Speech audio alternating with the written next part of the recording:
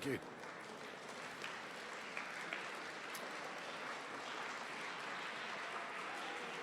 All right, thank you. My name is Professor Keith Nugent. I'm the Deputy Vice-Chancellor of Research and Innovation at the Australian University, and I would like to begin by acknowledging the Ngunnawal people who have been the custodians of the land upon which we are meeting for many thousands of years, and I would like to acknowledge elders past, present and emerging. Now, the Australian National University is Australia's national university, a mission that it takes very seriously indeed, and it has an ongoing commitment to undertaking research at the very highest level, and you will see some of that this evening. However, there's very little point in undertaking research unless you can communicate it and communicate it effectively. And this is not only in the technical research literature, with which academics are very skilled, it is also ensuring that we can communicate it to the community. I am also a PhD graduate of the Australian National University some years ago, but when I was working towards my PhD in the 80s, there were no programs like the 3-minute thesis, and I think I'm the poorer for it. The 3-minute thesis itself started at the University of Queensland in 2007, but is now grown to become a worldwide activity. There are over 600 universities in 65 countries working on and having 3-minute thesis competitions. It's really taken off worldwide. The aim of the activity, of course, is to develop the highest levels of communication skills possible in our case, the ANU PhD graduate. The people you'll meet today are not only the finest of our young researchers, but they are our best communicators with some of the most complex ideas, and they have to do it in 3 minutes or less. The ANU really does value the 3-minute thesis, and this is the 7th year we've hosted it at ANU. As I said, it's now a worldwide phenomenon. But what you may not know is the Canberra community in particular has embraced this event, and the 3-minute thesis event here is the largest such event in the world. We are the largest 3-minute thesis competition in the world. There's no other event, comparable event, that draws the size of crowd that we see here today. It's a remarkable achievement, and I think actually we might today be setting our very own world record, so well done.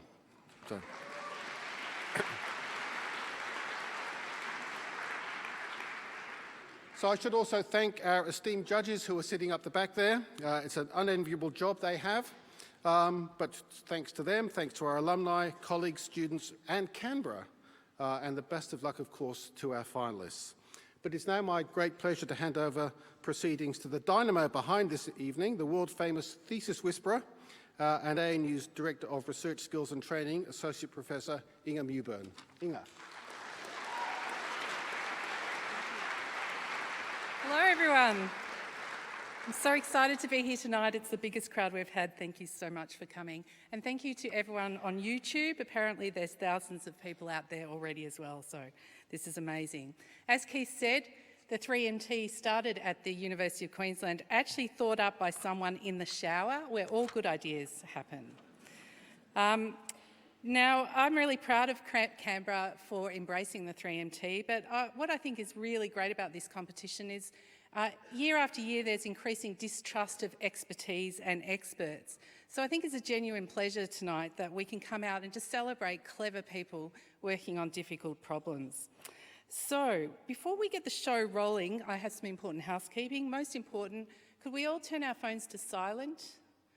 You don't want yours to ring right in the middle of someone's 3MT and really throw them. No, we're highly trained and hopefully no one will be thrown by that.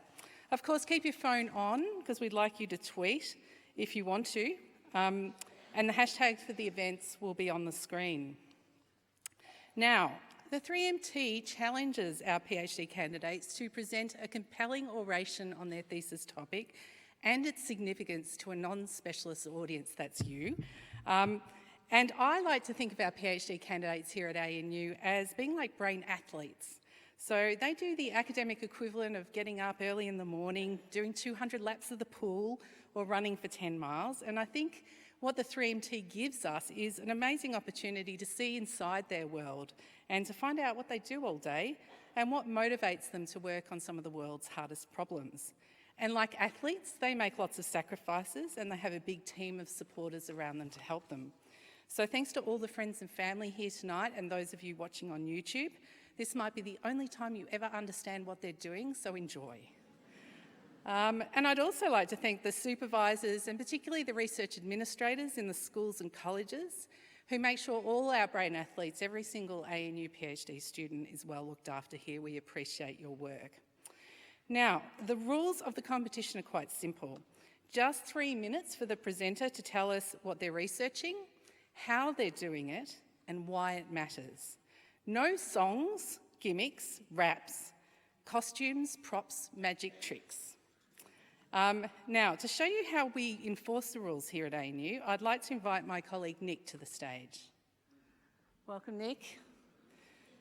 Normally I have Hannah. We have now handed over to Nick. Now, if we hear this sound, Nick, someone's gone over time and they're disqualified. All right, so let's hope that's the only time we hear it today. Thank you, Nick. Good job. So, we have a very distinguished panel of judges here. You would have seen them up there at the high school musical style bench seat. We have Dr. Andrew Lee, MP, Federal Minister for FENA and the ACT. Dr. Anne Martin, AM, Director of the ANU Campbell Indigenous Higher Education Centre.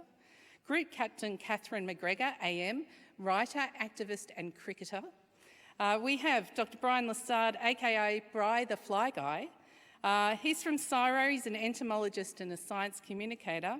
And lucky last, Dr. Judith Reinhardt, Head of Science and Innovation at the Embassy of the Federal Republic of Germany in Australia. Thank you so much for coming here tonight.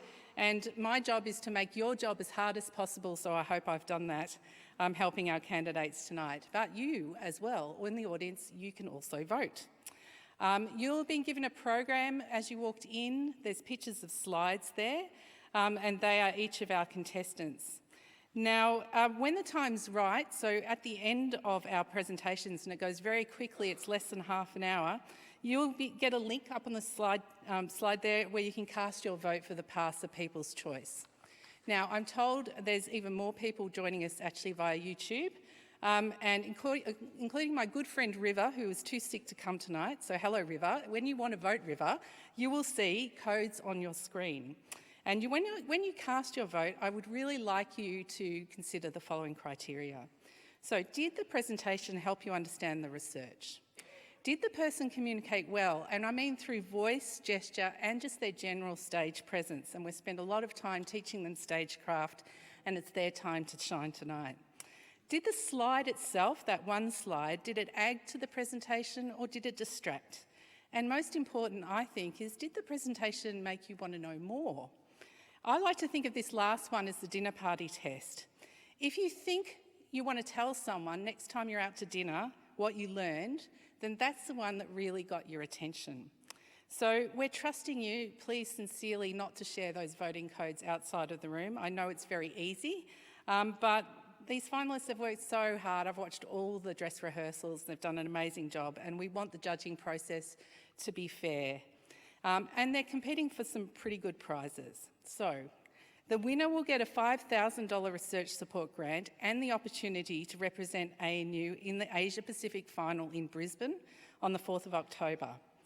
They will also nominate a key academic supporter to get a special thank you prize, which will be a clock. It's not set to just 3 minutes, it's an actual clock. Our runner-up will get a $2,500 research support grant, and every other participant will get a $750 research support grant, thanks to PASA for that prize money. And one lucky person will get the prize that you vote for, the PASA's People's Choice Prize, which is an additional $500 research support grant. So the hashtag we're using tonight on social media is hashtag ANU3MT. So you can use this on Twitter, Facebook, Snapchat, Instagram, wherever you like, and join the conversation there. I'll be tweeting from backstage as Thesis Whisperer. And now it's time for the show. So if you're ready, and more importantly, if our contestants are ready, it is showtime. So first up, I'd like to introduce Anushka Vedantadze from the Research School of Computer Science. And the title of his 3-minute thesis tonight is Ethical Hacking 101. Thanks.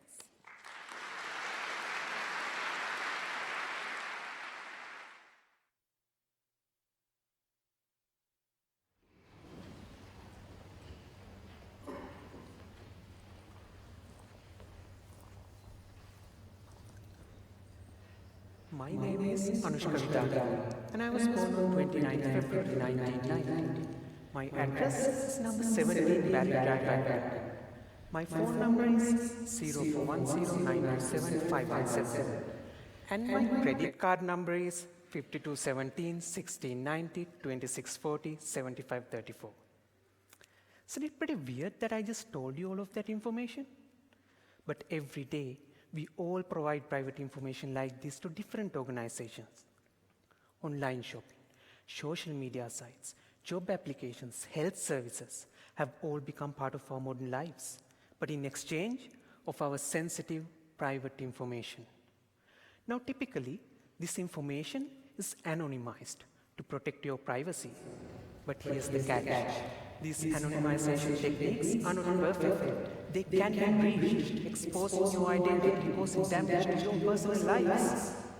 And that's what happened in 2016, when the Australian Department of Health published supposedly anonymized medical billing records of 2.9 million Australians.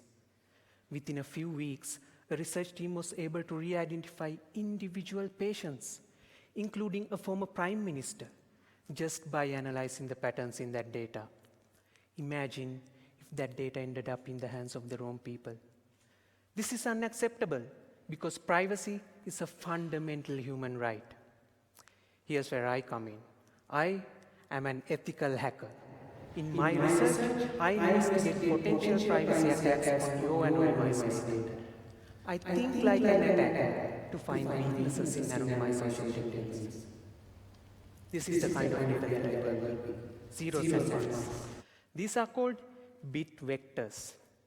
Each of these vectors contains sensitive information of a person, like a name or a date of birth. Now, at a glance, they seem perfectly anonymized, but look closely.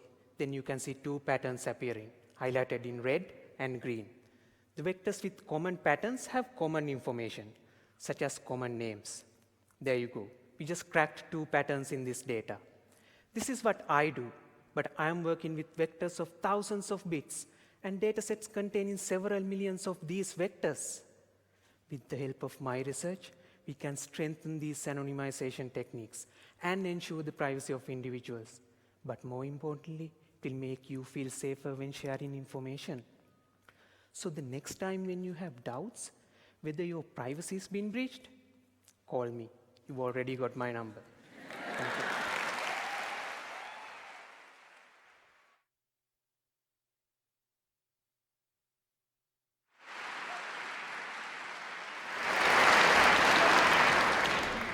Thanks for that, Anushka. I'll be thinking about Anushka's project next time I go online to do some online shopping. Not at all worried. He's on that. So from online shopping to fighting deadly diseases, I'd like to invite to the stage Merryn Fraser. Merryn is from the Research School of Biology in the ANU College of Science, and the title of her 3-minute thesis tonight is Stealing Cholesterol.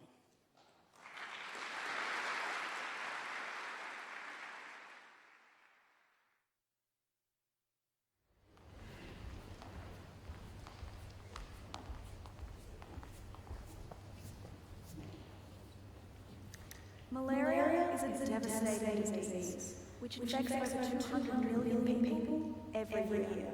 It's caused by microscopic parasites delivered to some unsuspecting victim by a mosquito. These tiny parasites shuffle off on a quest for their dream home, red blood cells.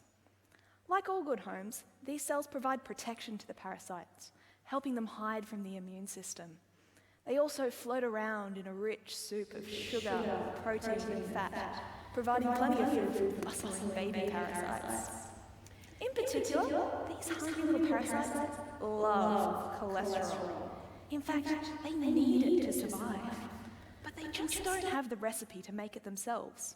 Instead, they steal it from our unfortunate victims' blood. Luckily for the parasites, there tends to be quite a bit of cholesterol in human blood, a bit too much in some people. But if we dry up the supply chain, maybe we can tackle malaria by starving the parasites out. We already have a whole range of drugs which lower blood cholesterol. We use them to prevent heart disease. These drugs are cheap to produce and safe to use, and we know they can kill malaria parasites in the lab. But before we start doling out the drugs, it's important to know exactly how they work, and this is where my research comes in. I look at the ways that malaria parasites get a hold of cholesterol and what they do once they've got their hands on it. But cholesterol is usually invisible to even the best microscopes. So I'm treating my parasites to a delicious dinner of specialized cholesterol. It still tastes the same to the parasite, but the molecules that I'm serving up have bright fluorescent lights attached to them, meaning I can literally watch my blue parasites steal my green cholesterol from my red blood cells. Using a machine called a flow cytometer, I can measure how bright the light is inside individual cells, which I use to work out how much green cholesterol my parasites are eating. And by looking for changes to the brightness or the location of the light when I add a drug, I can figure out how that drug is working and if it would be good to use in malaria patients. I'm also putting my parasites through a game of survival. Just how much do I have to deprive them of their favorite food before they start to suffer? But before you accuse me of being too cruel, remember that these parasites kill hundreds of thousands of people every year. But if we can stop them from stealing cholesterol, then we can stop malaria from stealing lives. Thank you.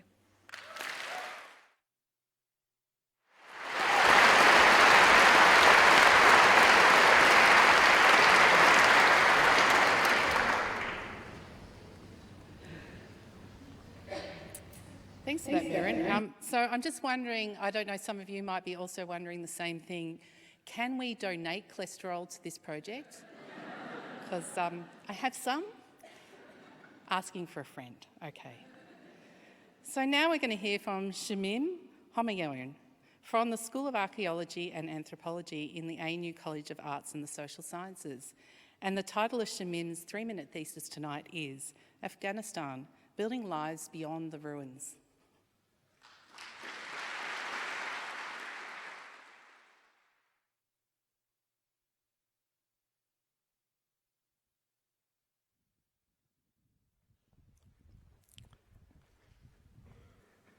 Imagine you're asleep in bed, and at 3 o'clock in the morning, someone grabs your shoulder. Wake up, the front line broke, we have to leave. So you get up, you get out of the house, and you walk up into the mountains with your family. But before you leave the house, you take one precious thing with you from home. What would that thing be? In Afghanistan, I heard different answers to this question. Bread, blankets, documents, and something a little more abstract. One elder said to me, "We left everything behind and we took our honor." That man's name is Karim, and this was his village. I'm a PhD student in anthropology, and in my thesis, I'm trying to understand what happened to this village. I want to know how it was destroyed, and I want to know how its community has been shaped by 40 years of conflict. Now, why did Karim's answer intrigue me? Because it was unexpected. Now, we often think that when a state collapses, the values that connect people together also disappear, right?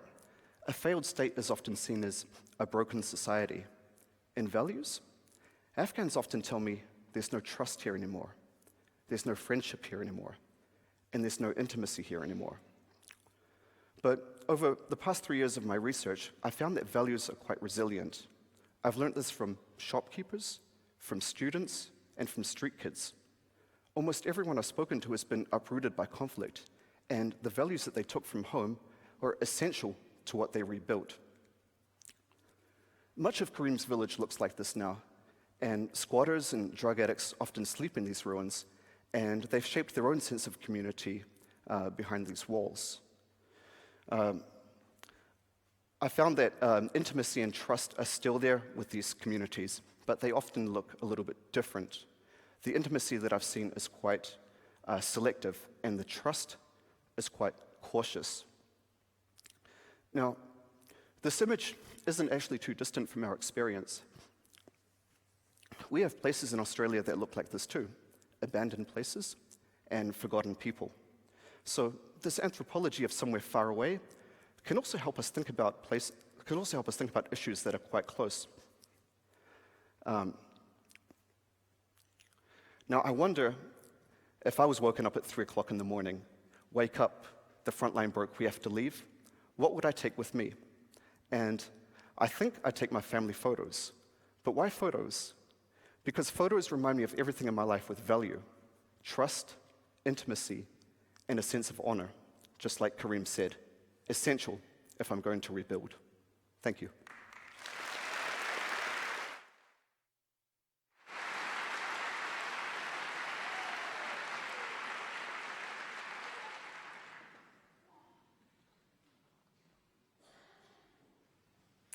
I think Shamim managed to strike just the right note between very moving and very hopeful, which is one of the things I love about the 3MT. And I think the first three candidates have really showcased the range of research that we have here at ANU and the contributions that they can make to our world. So the next candidate that we have changing lives is Rose Clifford. Rose is from the Research School of Psychology in the ANU College of Health and Medicine. And the title of Rose's 3-minute thesis tonight is Healthy Eating on a Disordered Level.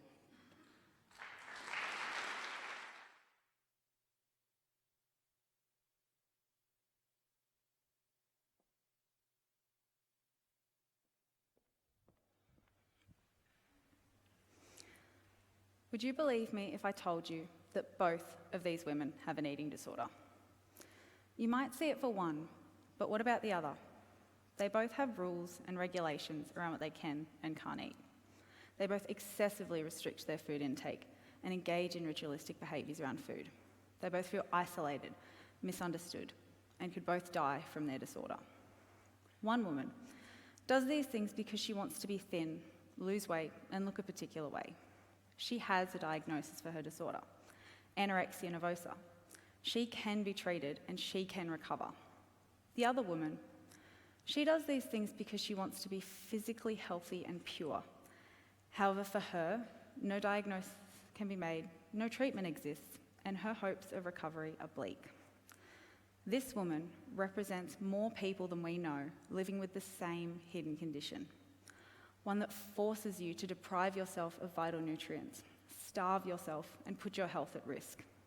So much so that it can ultimately take your life, but only after it's taken who you are and everything you love.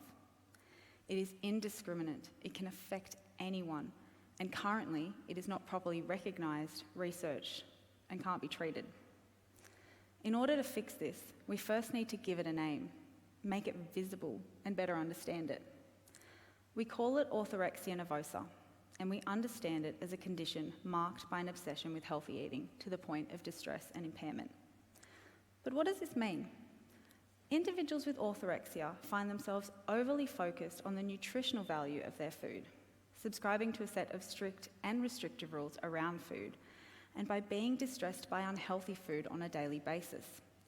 For them, it's not the quantity of the food that's important, it's the quality, and their obsession with this impacts their ability to function in their daily life. So we've established it has a name, orthorexia, and we seem to know what it looks like. Next, we need it to be formally recognised as a disorder and be able to diagnose it. That's where my research can help. For the past year and a half, I've been doing extensive research into this condition and have consulted with experts in the field in order to develop what will be the first diagnostic interview for orthorexia. A diagnostic interview is basically a set of structured questions that clinicians and researchers use to determine whether someone has a particular mental health disorder. The development of my diagnostic interview is an important and necessary first step towards orthorexia being formally recognised as a disorder. It is this formal recognition that will allow for this hidden condition to be visible and will allow for the development of effective treatments as well. Orthorexia Nervosa. I've seen it, it's time for the rest of the world to see it too. Thank you.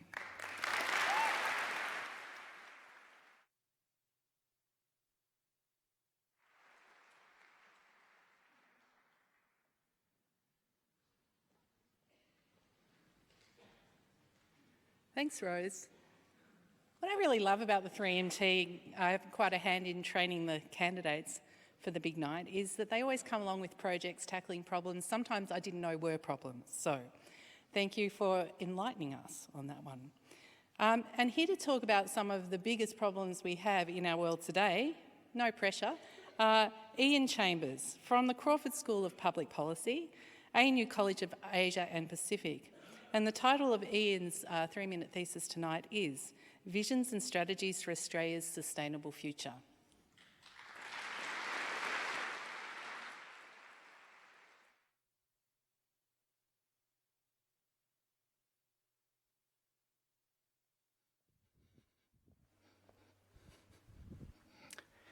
This image is of our young people fighting for the future of our planet. Their future. A future with opportunities. As we look at the last 50 years, the advances in science, medicine, technology have been inspiring, but also of challenges, climate change, clean energy, clean water. We look at the challenges of biodiversity, our oceans. Right now, the Amazon is burning. It's little wonder our young people feel overwhelmed. At times we all do. But placards and passion will not be enough to build a sustainable future. We need to be equipping our young people with the tools to build that future. My research is about giving young people those tools. So what tools?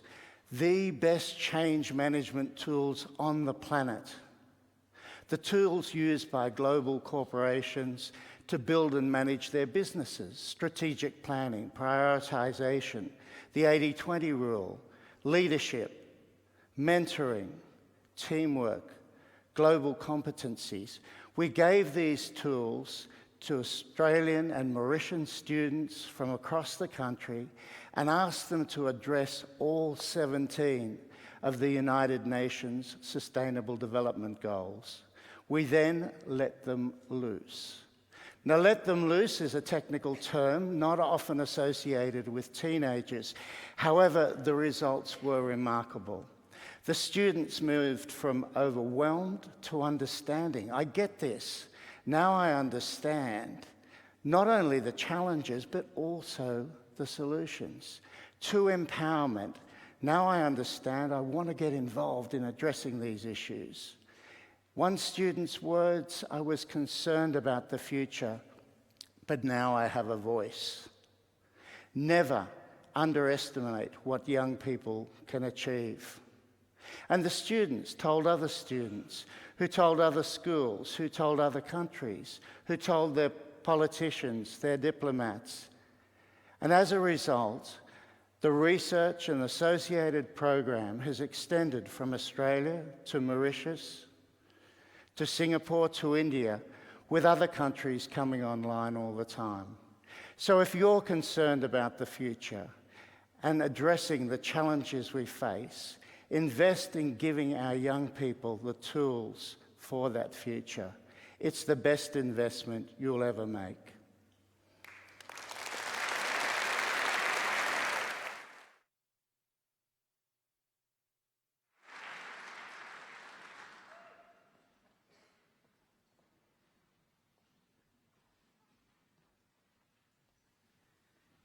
What I've enjoyed about training Ian is he always takes it right down to the wire. That was exactly on 3 minutes. No triangle for you, Ian. Well done.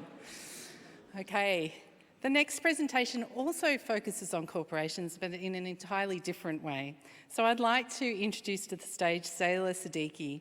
Saila is from the Research School of Finance, Actuarial Studies and Statistics from the College of Business and Economics, and the title of her presentation tonight is Jealousy Pays Off.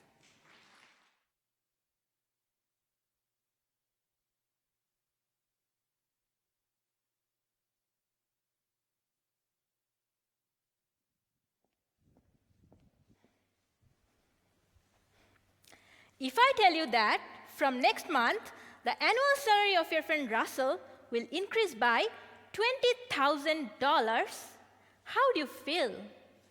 Would you be very happy for your friend? Or would you be very, very jealous like me? The salary of your friend Russell can increase if the company in which Russell works is merged or combined with another company. In finance, when two companies are merged, a synergy is created. Synergy provides the sum of the two companies the strength of at least three companies in terms of profitability and productivity, enabling the new company to pay its employees higher salaries. Therefore, Russell can earn more than you, even though both of you have same qualification and same work experiences. But if that happens, you will get jealous. Your boss will also get jealous to see Russell's company to perform better than your company. You might think that this jealousy doesn't matter, but my research finds that it does matter. The research question of my study is that if a merger increases the salaries offered by the merging company, then how the neighboring company employees are affected. My research finds that your jealousy at your friend's salary increase will make you stressed, agitated, and even negligent about your job. If it drives you to perform poorly, then your company performance will go down in the next 6 months of this merging event. Still, if your boss doesn't increase your salary, you may even quit, depriving your company, which wants its workforce to persist to perform better. I find that the chance that you will quit out of jealousy is at least 7%.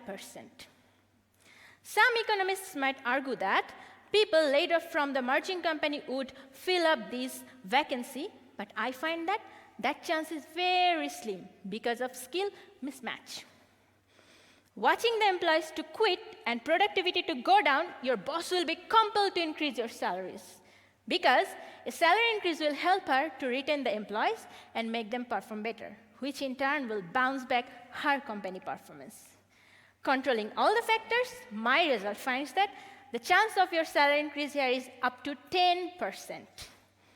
Therefore, people in the neighboring companies who survive are better off. This result is important. A salary increase will make you happy and perform better. People like you in your company as well as in other company will also do the same. Therefore, the whole economy will be better off. So, next time you come to know about some companies merging in your neighborhood, hang on before you quit, because in the long run, your jealousy is going to pay off. Thank you.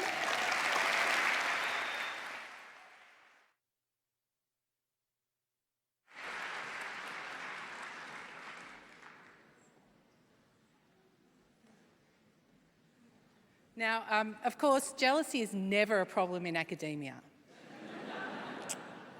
Thank you to Anne Evans for that line. I couldn't help stealing it. Okay, now if your heart was beating a bit faster thinking about a pay rise, I know mine was, Lithan is here to tell you exactly how that works, but you know physically. So here he is. Thanks.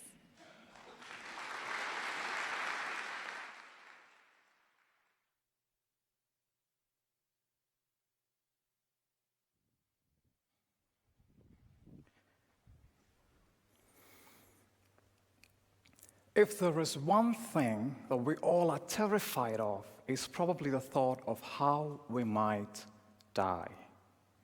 Is it going to be a car crash, perhaps an aggressive cancer, or a deadly virus?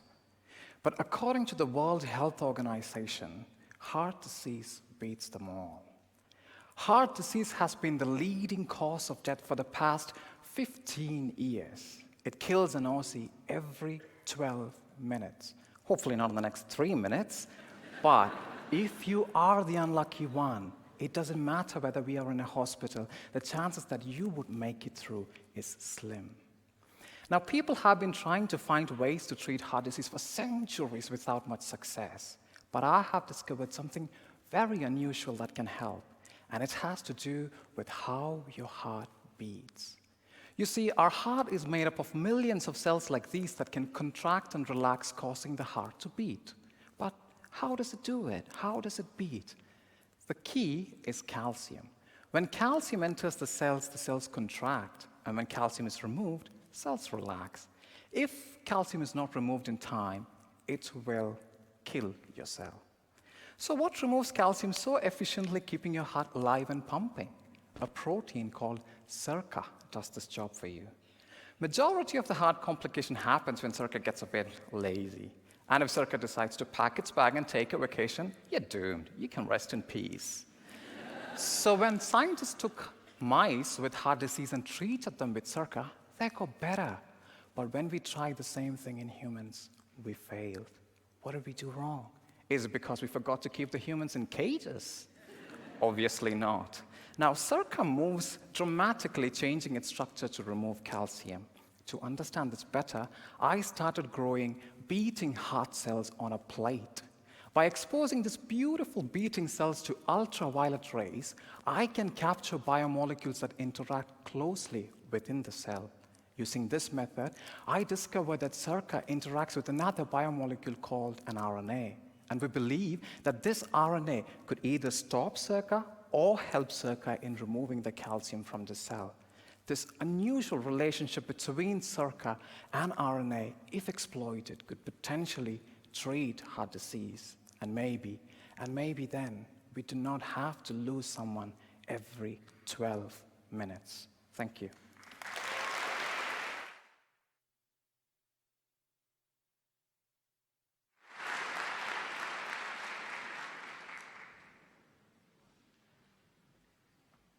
I don't know about you, but I think that's quite amazing that science actually hasn't quite worked out how our hearts beat yet. Glad they're working on that. Thank you, Lithan. So we're taking you from the inside of the body all the way outside to our neighbour, Indonesia. And next we're going to hear from Narina Murdakawati. Narina's from the Crawford School of Public Policy in the ANU College of Asia and the Pacific, and she's going to be talking about labour regulations and manufacturing jobs.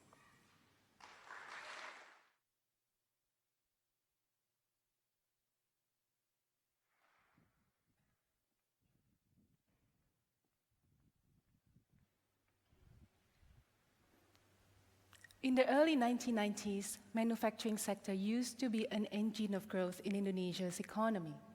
Factory after factory was opened, providing millions of jobs to Indonesians. And this picture behind me is a garment factory. You probably have come across the products that these women made when your clothes are labeled "Made in Indonesia." However, as time goes on, the number of manufacturing jobs have been declining. Fewer manufacturing jobs mean fewer good jobs. For someone who comes from poor background, which more than 20 million Indonesians do, one of the few assets that they have is their own labor. And if you provide them with a good job, you're giving them a chance, an opportunity to earn their way out of poverty. In my research, I investigate what causes the declining manufacturing jobs in Indonesia. If we know the cause, we can do something about it. My research asks if the declining manufacturing jobs is due to increased labor regulations. Regulations have good intentions to protect the workers' welfare. However, they often have unintended consequences. One regulation I'm looking at is the minimum wage, the lowest amount anyone can pay their workers. Between 2000 and 2013, the average minimum wage in Indonesia increased significantly. In nominal terms, it was a six-fold increase within a span of 13 years. There was also uncertainty on how much the minimum wage across districts would increase every single year. My analysis covers more than 100 districts in Java Island, which hosts more than 80% of manufacturing firms in Indonesia. I used regression analysis, and my dataset consists of more than 20,000 firms, which allow me to track changes in manufacturing jobs over the years.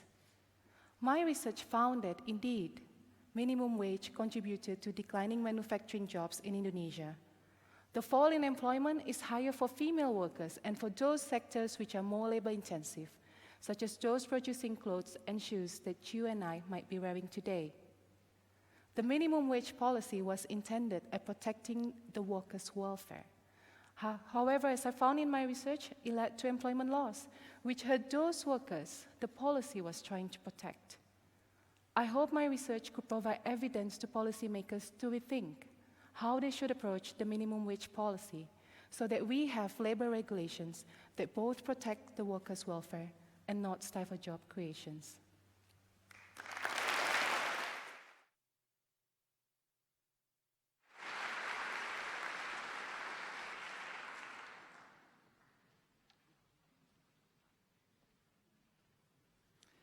Thanks, Narina.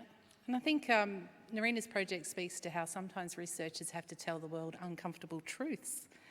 And so our next contestant is here to talk about when people hide uncomfortable truths. I'd like to introduce Vahanga Pereira from the School of Literature, Language and Linguistics in the College of Arts and the Social Sciences. And the title of his 3-minute thesis tonight is Breaking the Silence of Political Suppression.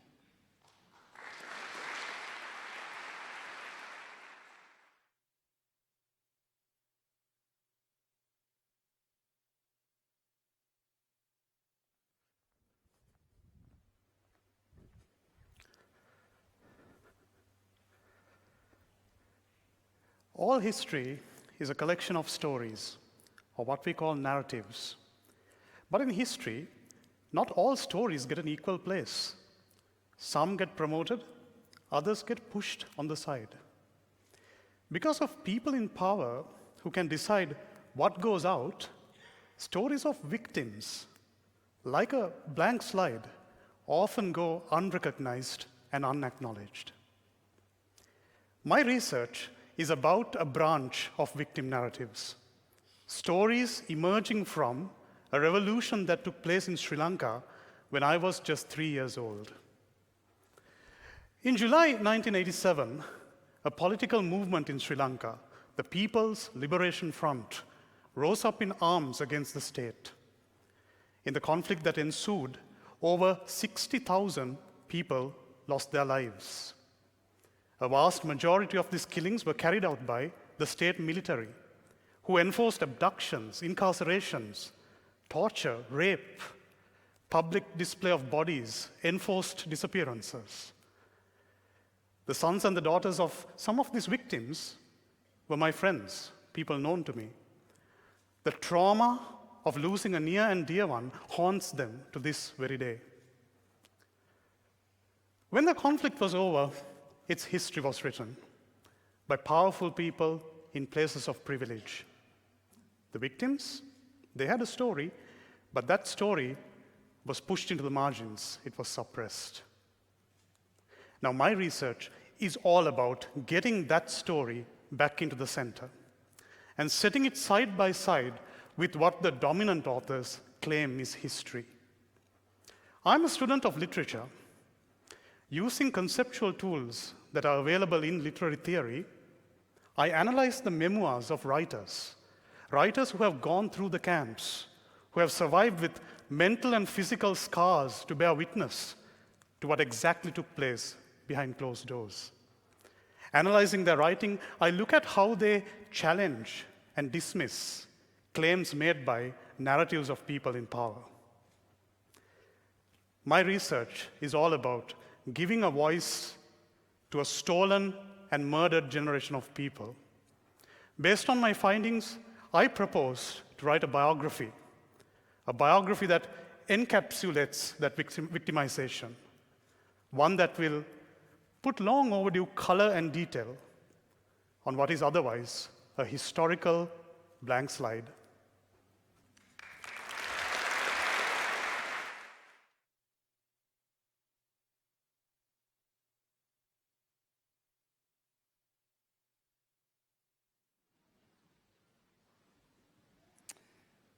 So I think it's probably fair to say that people probably know a lot less about how literature scholars do their work than they know about scientists.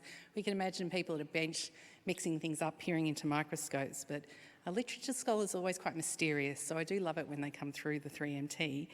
And another area that ANU does research in, which perhaps doesn't get as much profile as it should, is law. And next I'd like to invite to the stage Lee Kim Noon, who is from the ANU College of Law, and the title of her 3-minute thesis tonight is Performing Sovereignty and the Refugee Body.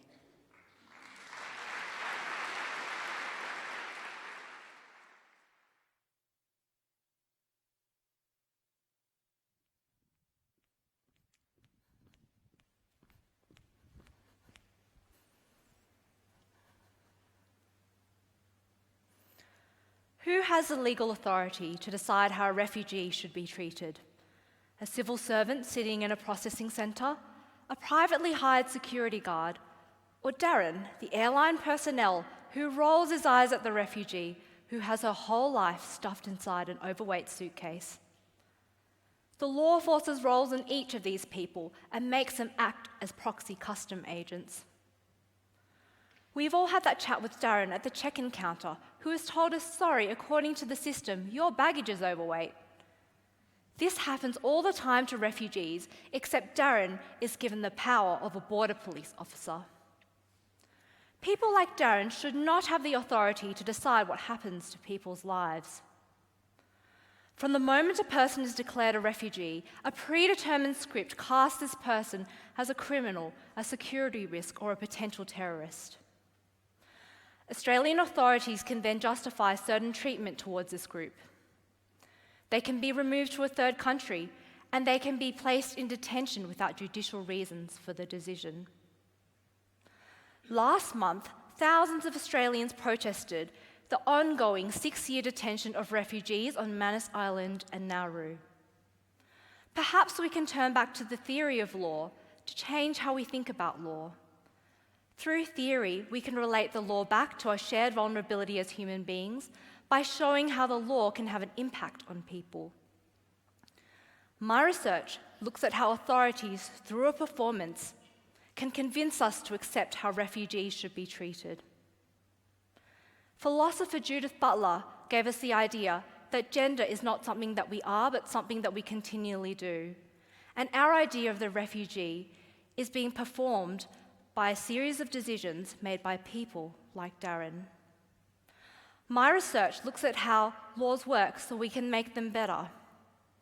In modern times, we have seen laws which did not allow gay marriage, denied Indigenous people the right to vote, and permitted the abuse of juveniles in detention. Through theory, we can question the relevance of laws which mean that people fleeing from persecution to Australia are ironically then treated in cruel and degrading ways. Like Darren, we are all characters in this play, and together we have to work towards changing the script. Thank you.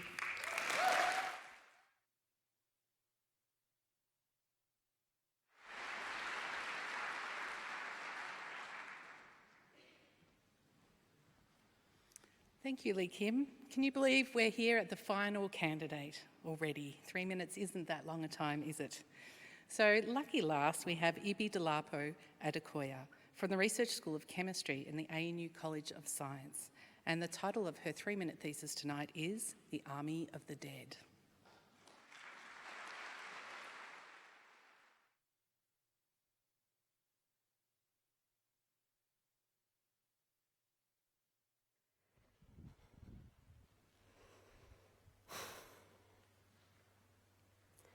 Every year, at least 500,000 people die of malaria.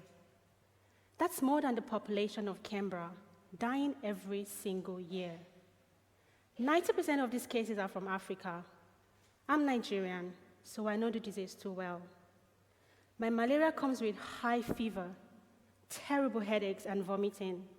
Finally, sweat will pour all over me, and I'll feel dull and lifeless. When an infected female mosquito bites you, it also injects saliva containing the Plasmodium parasites.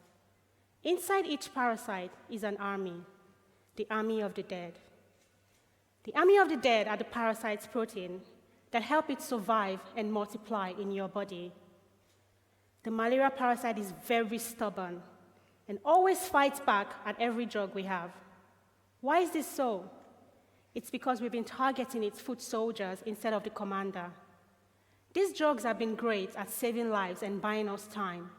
But to defeat the army of the dead, we must kill their commander, which is a key protein called heat shock protein 90. This protein helps the army survive drastic changes in temperature as the parasite travels from the cold-blooded mosquito to our warm-blooded body. But to target this protein, I need to know what it looks like. So how do I do this? I use magnets. The strength of the interaction between two magnets depends on the distance between them. The closer the magnets, the stronger the interaction. Based on this principle, I attach tiny magnetic labels at different parts of the commander protein. And using a technique called electron paramagnetic resonance spectroscopy, I can measure precise distances between different parts of the protein. With this information, I can then map out the overall shape of the protein and also know how far apart it raises its arms while bringing the troops to life. Knowing the shape of the protein means that we can design complementary drugs that can bind to, drugs with complementary shapes that can bind to it, just like sticking a dagger into its heart, and this will bring down the army and lead to the death of the parasite.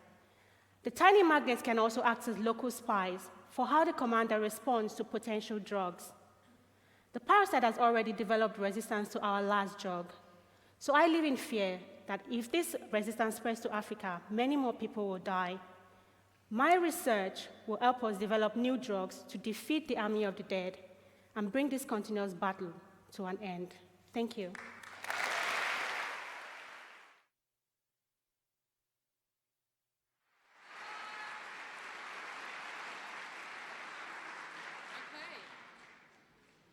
Right, so while my colleagues Kelly and Astari wrangle our judges upstairs to argue, and I hope I've made your job as difficult as possible tonight.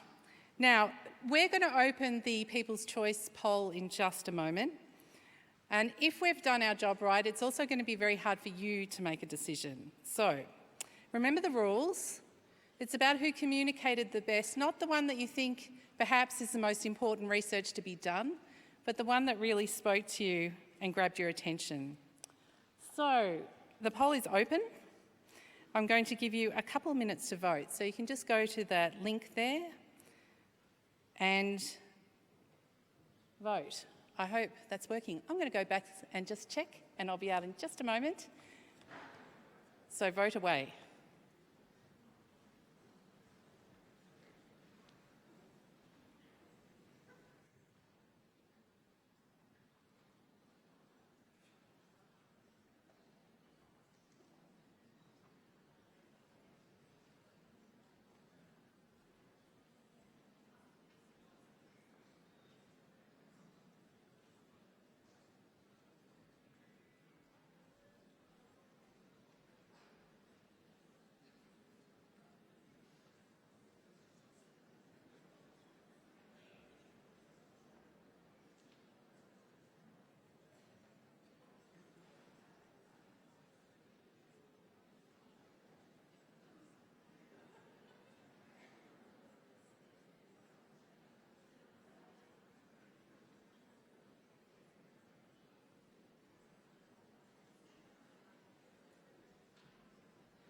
Okay. Technology gods have smiled on us tonight. The poll should be working. We've tested it backstage, so keep on voting if you haven't voted. If for those of you who have voted, we're going to bring out some entertainment for you tonight. Now, tonight you've seen that ANU students are very talented, and it's my pleasure to welcome to the stage a big name on campus, Laura Campbell. Laura is a disability activist, a feminist, a comedian, and I think it's fair to say a local legend.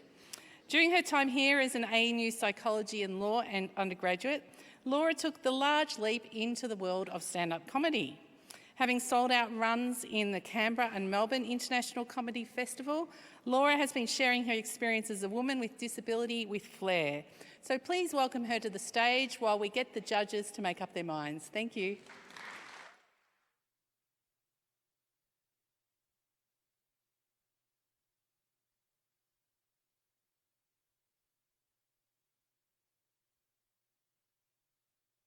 Hi, how's everyone doing?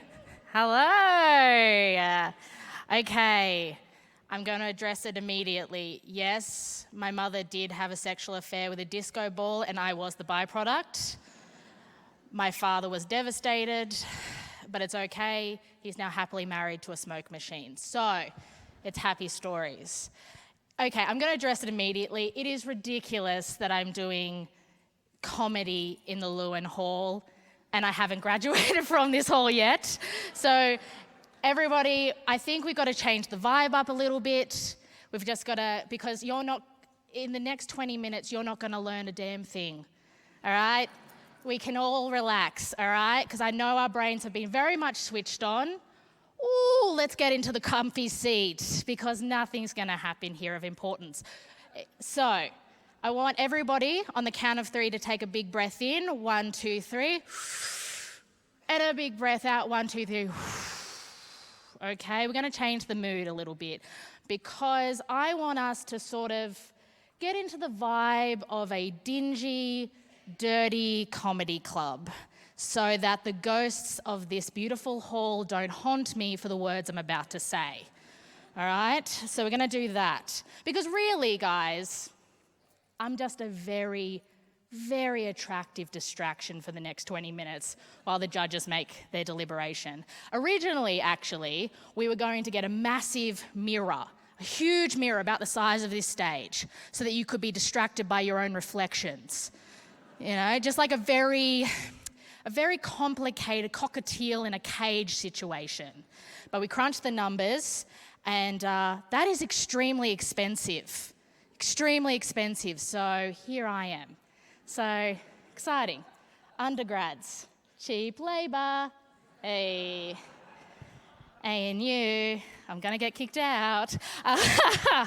Ooh, okay. But I do want us to feel like this is a support group, okay, for the next 20 minutes. If you want to laugh, because we don't have time limits now. I mean, we do, but like they'll wait. So if you want to laugh, laugh. If you want to cheer, you can cheer for me. If you want to, thank you. Oh, what? Stop it. No, me? No, stop it. Keep going though. If you want to cry, take that shit outside because it's bumming the rest of us out. I'm kidding, no, cry. This is a big support group, except I'm going to be the only one who talks. No one's going to hug each other. And I will leave here tonight with a large sum of money. So, okay, I guess we'll just get started. We'll just get started. All right, so, as you can already see, I'm a very attractive fat lady.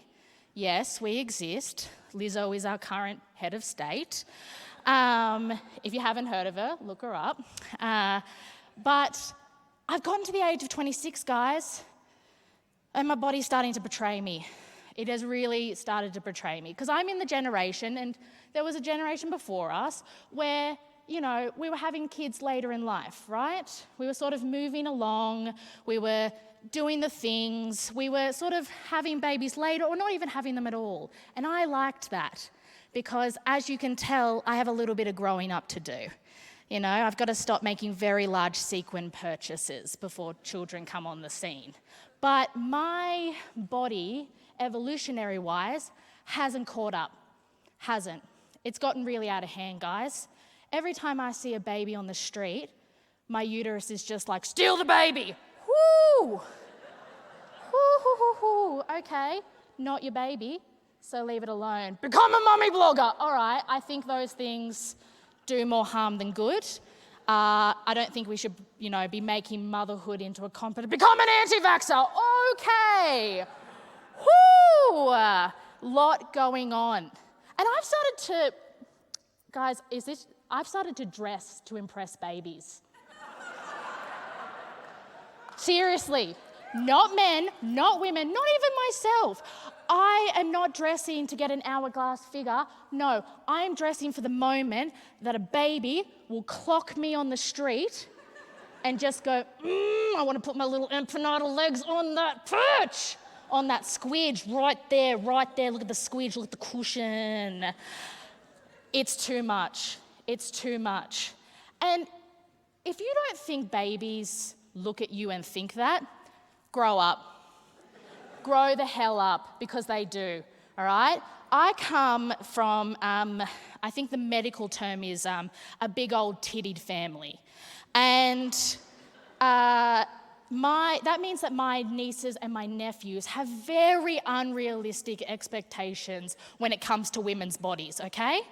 So I was holding my 1.5-year-old niece, Maeve, love her very, very much. I was holding her and we're having a moment. And then suddenly she just lifts my shirt and lifts it out and looks down and looks back up and just goes,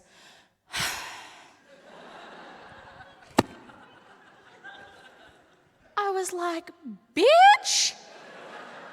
I know You don't have to tell me Flat Earth Society's already given me a ring, all right? And that is, that one gets you right here, because that body shaming is a whole new level. Because I can't be like to her, you know what, you've got your own issues and you're projecting them onto me, okay? So it's a real, she's 1.5. She doesn't even know she has a body.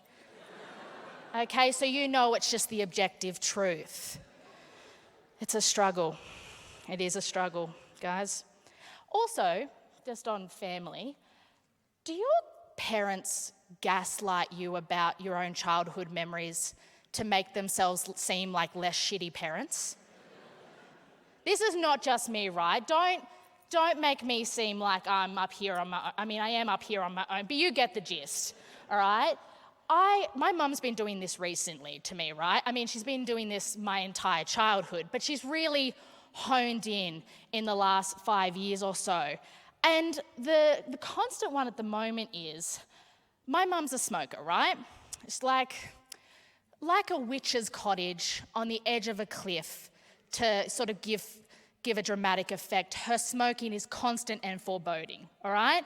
And she has smoked my entire life. So when I think of my mother, when I conjure an image, it's always her on these old leather couches, just sitting there, just, Laura, bargain hunt's on. Yeah, bargain hunt's on. Yeah. Oh, Tim Wanacott, he can pull off a bow tie and a spectacle combo, can't he? Yeah, chuck the kettle on. Yeah. That should give you an idea of how bogan my childhood was, right? So when I was back home, we've adopted, my share house has adopted these couches, right? And so when I look at them, it's weird to not see my mother there just bargain hunt, right? And I was talking to her at a family gathering, and I was telling her about this because, you know, in my defense, family gatherings are when you get drunk and bring up grievances from 10 years ago and fight about them, right? Family bonding. And so we're talking about it, and she goes, Laura, I didn't smoke in the house. And I was like, yes, you did. And she was like, you know what, Laura? I'm sick of this.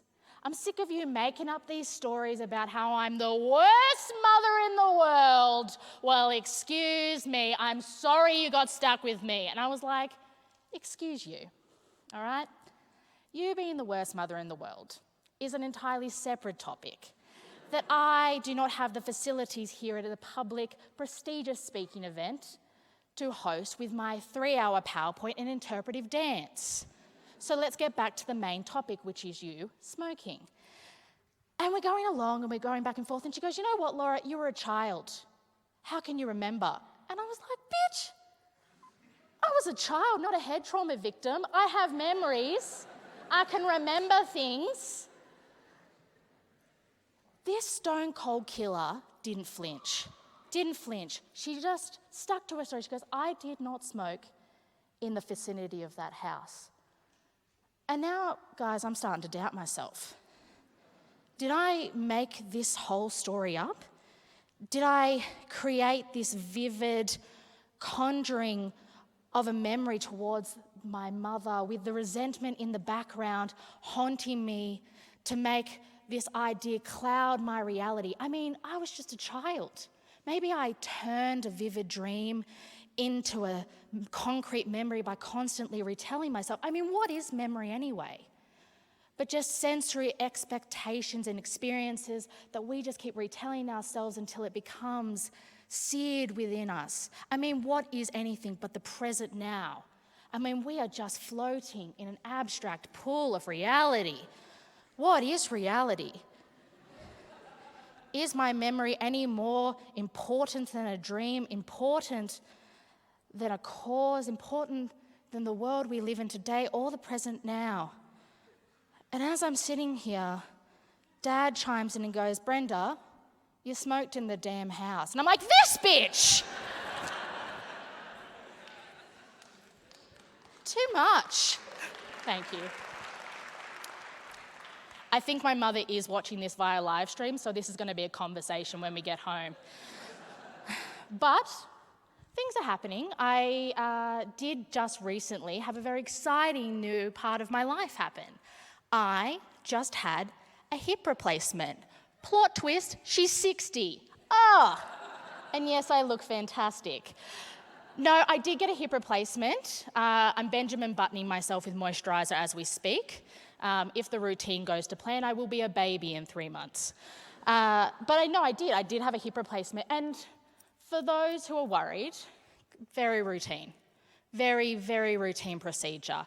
It's like putting the washing out or burning down a post office to feel alive. It's a very Tuesday to-do list sort of thing, you know? It's very routine. But there is something, like, the most exciting thing that happens is you're given a roommate named Ethel, and she is filthy. She is filthy. Her life, she's like 82, and her life is just a pornographic parody of Forrest Gump. I'm not joking. She was just grinding her way through moments in history. Just World War II, the assassination of JFK, the disappearance of Harold Holt. Where were you on 9/11? Because according to Ethel, she was on Tyrone. It's a lot. But there is one thing that does happen, and I want to talk to you guys about it because it will change you if you ever go through this. It changes you emotionally, it changes you physically, it changes you spiritually. I was put on hospital-grade ketamine for 7 days straight.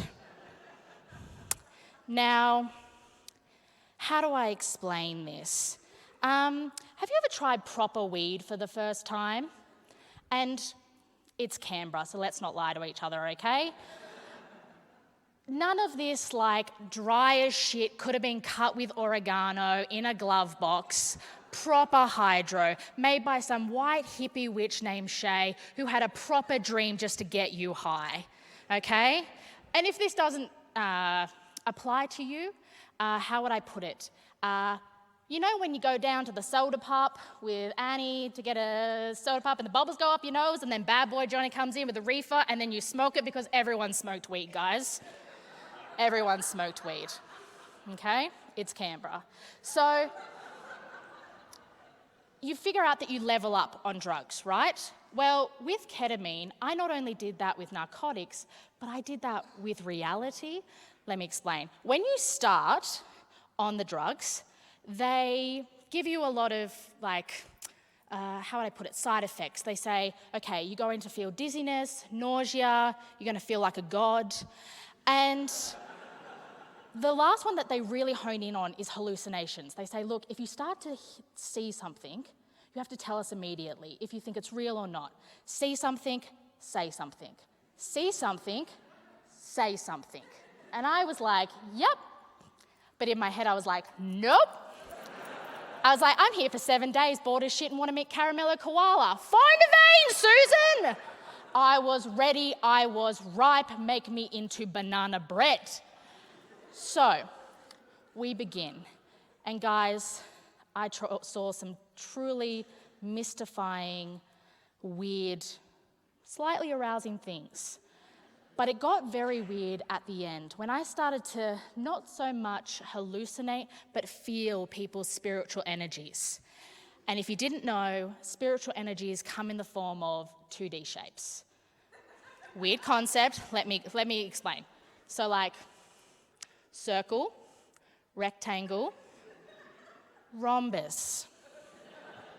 Didn't think I'd see another one of you in my lifetime, so not happy you're here. But the climax came, the real climax came when I berated my beautiful nurse Susan for 20 minutes straight because she was giving my roommate Ethel square oxygen when she should have been giving her circle oxygen because she spiritually identified as a circle.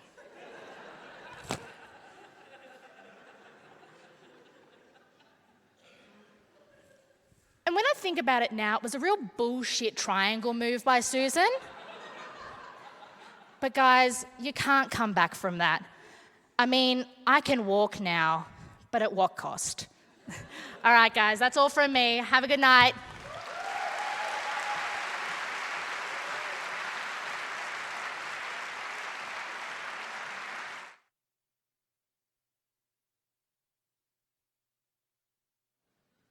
I'm pleased to say we have a result, and I'm sorry I missed Laura's, all I heard was laughing, so I'm assuming that went well. So it's prize-giving time. But first of all, let's welcome and give a round of applause to our 3MT finalists back on the stage. I think you'll agree that they did an incredible job and so much preparation. So please give them a round of applause as they come out. Anushka Banerjee, Meryn Fraser, Shamim Homayan. They're coming out, I promise.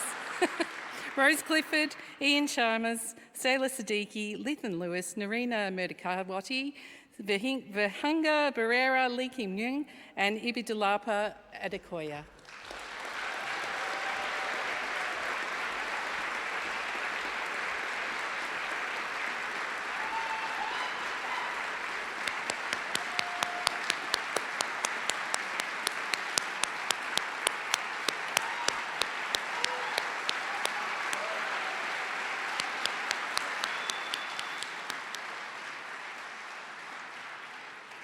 All right, so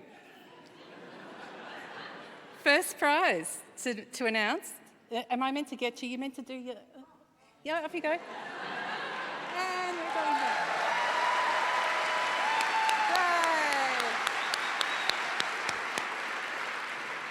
Yay! It all gets a bit messy by the end, folks. Okay, so first of all, we're going to present our PASA People's Choice Poll winner. Thank you for voting. Thank you for bearing with our app. Now, Victoria is going to come out here with an unfeasibly large cheque, very unfeasibly large. And PASA, we want to thank you so much. Our student organisations support us in so many ways. And they're rather wonderfully funded, $500. This will be in addition to the $750 that our participants received. And so the winner of the ANU 3MT 2009 PASA's People's Choice Award is... Please unveil. Anushka!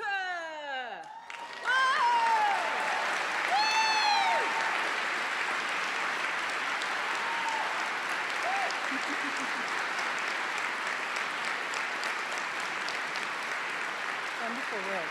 Hold on, you can go. Well done. Thank you, PASA. Our next award is for the runner-up. Oh, it's the judges. I've got it wrong. Next award. Am I inviting the judges? Yeah. Please welcome the judges to the stage.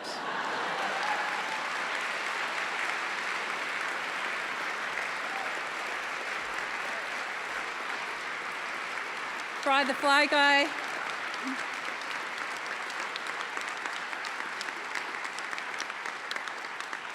Okay, so we have the unfeasibly large cheque for the runner-up, please. Yes. Colleague. Yes, okay, so it's not actually on my script who the runner-up is, but I remember. Good.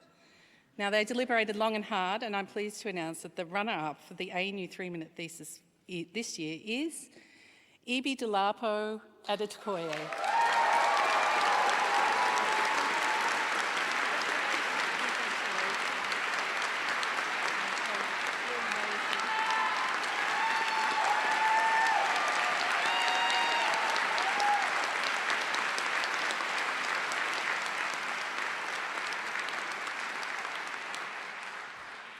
Richly deserved.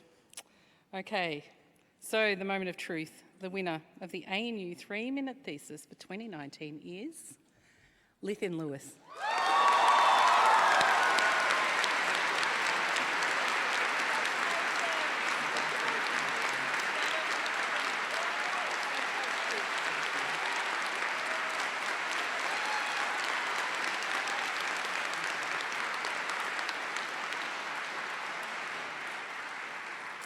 Which means, Thomas Priest, please, you are welcome to the stage to collect the Supervisor Award.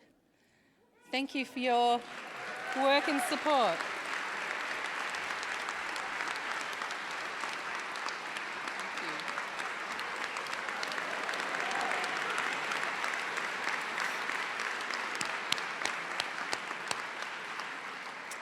So I think you'll agree it's an amazing outcome. Thank you. Thank you to all of you for entering into the spirit of this competition, working so hard.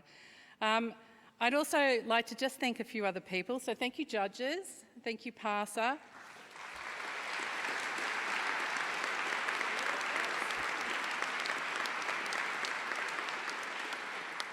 I'd like to thank all our administrators, supervisors, supporters in the college, partners, families, spouses, Llewellyn Hall technical team and staff for their assistance as well. If I could give them a special round of applause. Thank you.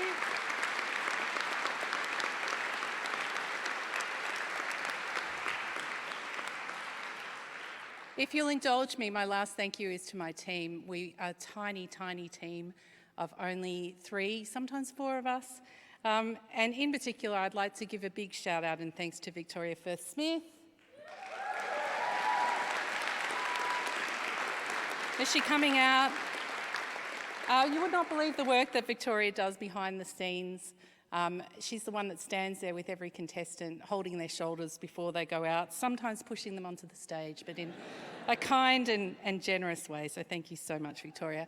So thank you all for coming. I think we can all go out there in the world and see what we can do in 3 minutes. So thank you and good night from ANU.